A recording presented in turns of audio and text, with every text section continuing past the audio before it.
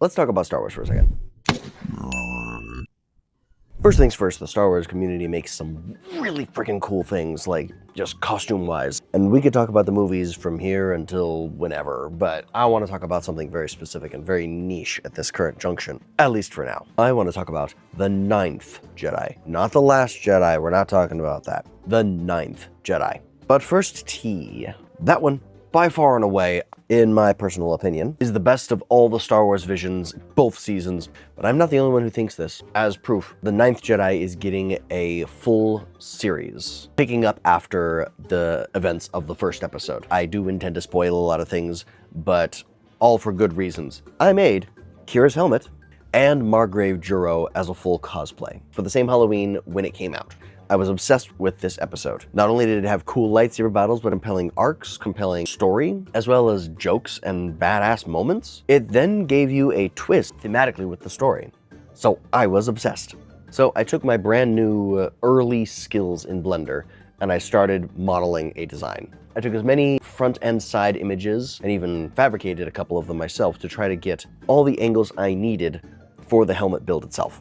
I knew I wanted to make patterns for this, so I had to make something simple and low poly. From there, I just had to put that 3D model into Pepakura. In Pepakura, you then have to slice things up and develop them, and it really helps if you understand how to make patterns, so you can divide all the pieces into something that's gonna make sense. From there, I built my first prototype. It's a matter of transferring all the paper patterns to the foam, and then taking that foam and then slicing it up and cutting it up. I like to use my favorite tool, the bandsaw. All hail the bandsaw, which allows me to do wonderful like bevel cuts and angled cuts and all these wonderful things, and it just makes cutting so much quicker and easier on your wrist. I remember those days. In short, you then take all those pieces and then I started gluing them all together, and you'll see here that I'm in another shop entirely because this was done several years ago, and I'm still trying to get this thing noticed. Back at the table, I then take contact cement and apply it to both sides of the pieces that I intend to join. Part of the trick of contact cement is that you actually want to go as light as possible. If you go thick and heavy, the glue doesn't dry quickly, and then when you try to stick things together, it just doesn't hold. You want to apply it on and then usually take a piece of foam and drag and wipe off majority of what you've put on. I have found a clever way to spread it on with my brush and then wipe it off with the same brush. But that's another technique I'll have to show you later. Once you have that glue applied, you then take your heat gun and you heat it up on both ends, just ever so slightly, ever so quickly. You get it nice and tacky, and then you slam them together, and they're stuck together for all eternity. After all the pieces were assembled together, you then take your heat gun and heat seal the foam. I can then move on to the next step, quick seal. You can apply quick seal with your finger, and then with a little dab of water, you can smooth out everything. An additional step you can take is then coating the entire thing very slowly and carefully with that quick seal to give it a uniform coating. Once everything is properly quick sealed, I took it out back and I got some gray Plasti Dip and I just sprayed down the whole thing. Joe Margrave's mask is already that gray color, plus a couple of lighter gray highlights, so I was able to use that as my flat out base. Once I'd done about 2 or 3 coatings of it, I then took it back inside and taped off the sections that needed to be taped. And then I painted up the next dark gray section. And then took it back inside and hand painted all the black details so I'd have just a little more control as I went over that.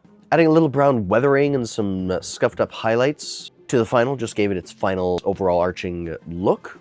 And then I had this beautiful little black mesh. Don't ask me where I got it, it was a scrap. I was able to use that for the eyes and the mouth mesh. I bought a set of the Iron Man eyes. You can find those just about anywhere. I think I got them from eBay. But then trimmed them down to those nice narrow slits that Margrave had, and then was able to stick those and glue them directly on. Supposedly, you're supposed to be able to see through them or out of them. I kind of have a hard time seeing through it. I see through the mesh underneath because the light is also blinding me. With all those pieces together, I then had a completed mask that I think looked amazing and good. The next stages I worked on was the obi sash and robe that Margrave Juro has. I had an old graduation gown from a project I did a couple of years back, and it just turned out to be perfect. So what I did was I ended up sewing those 3 yellow lines along the edges and sleeves of his entire tunic. That took longer than I ever wanted it to, and again, it's sewing. I'm just not a fan of the sewing. but I managed it, and it turned out okay. I also did the same for the obi sash. I sewed all the pieces and then made it fit, essentially. It ended up not being enough fabric. I don't remember what I did with the rest of it, but I didn't have enough fabric. But I made it fit, it worked. But then I needed the bracers. And those were just simple foam builds that I guess worked, these ones really. I didn't bother doing the 3D modeling. Nowadays, I will do the 3D modeling for everything. But I made them wide enough and big enough for my hand to fit through. And then it was a simple matter of plasti dipping them and then painting them a bright yellow color. And then I did the cloak. Now, I free-handed the cloak. Am I proud of it? Mildly, if I'm being honest. Is it what you should do? Nope. You should not try to freehand anything in sewing, I have learned. Sewing. I don't think I have much footage of this, of me actually sewing the thing together, because at that point I was in a hurry and just needed to get everything done, because I think it was the day before Halloween or something like that. Of course, last minute fool here. I managed to finish all the pieces of the cloak and sew it together. And it still works, but because of the freehand, the hood is a little crooked. Womp womp. As I'm wearing it, it slowly starts to slide one direction. So again, it works, but it could have been so much better. Kara, on the other hand, we thrifted a few pieces and bought a few pieces, and then my wife actually sewed together her white and blue cloak that she wears over her shoulder when she's riding her speeder.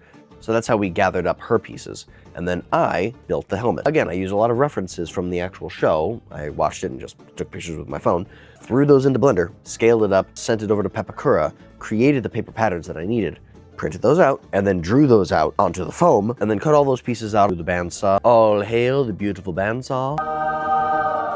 And then assembled all those pieces according to the same method I've already described before. You glue each edge, heat it up a little bit, sandwich it together. Once everything's finished, you heat seal the whole thing, and then you use your quick seal with your finger and a little bit of water, and just seal up all the seams. From there, you take it to the plasti dip, cover up the whole thing, and then you can start painting. I went with a khaki base coat, then taped off a few sections, did the green side ends, and then taped off the white front and painted that. Once that was done, I took it to the back and I started hand painting all the nice little details, dirtying up all the little crevices and everything, and painting up those beautiful paint chips that she has on the white feature of her helmet. Once I was done, I hit it with a quick clear seal and it was ready to go, after adding some straps that I stole off of an existing bike helmet. Once those were complete, we were ready for a little photo shoot. I've said it several times, but I am very proud of how this all turned out. When you turn on the lights for Margrave's eyes, they glow beautifully. When he's wearing the cloak, he looks just as he does when he makes his grand entrance. My wife dressed up as Kara after throwing in that side ponytail, and she nailed it. And then we just stood around while our cameraman just kind of filmed everything.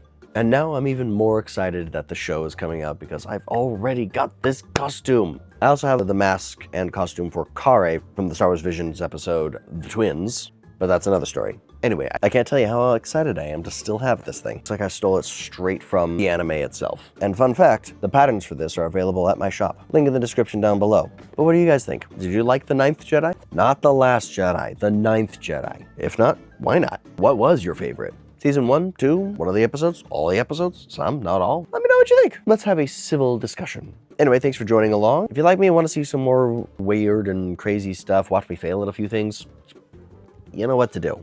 There's enough people asking for all that stuff. I think you know what's up at this point. And until next time, all skills, all welcome. I'll see you in the next one.